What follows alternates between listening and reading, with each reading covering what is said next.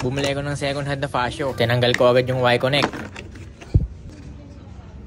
Nakuha ko ng second hand yung Fasio na to na merong 1,000 kilometers sa odometer. Panalo na rin tayo kasi hindi masyadong gamit ng owner. Binilan ko na nga pala ng engine oil para masigurado ko na nasa magandang kondisyon si Mochi para ma-monitor at masundan yung proper maintenance ng scooter na to. Isa sa mga nagustuhan ko sa motor na to, ang dami niyang pwedeng sabitan. Meron dito sa malapit sa upuan. Meron pang isa sa bandang harap ng legboard. Sobrang spacious sa part na to at ang convenient niya gamitin. Habang pinapalamig yung motor uwi sa bahay, naalala ko yung mga reviews ng mga Fasio owner dito sa TikTok na nakakalobat daw yung Y-Connect na feature nito. Madali lang naman siyang tanggalin. Pag narinig mo na yung click sa left part na to, pwede mo na siyang hilahin. Syempre, joke lang. Kailangan mo muna tanggalin yung cable na to bago mo matanggal yung Y-Connect device na to.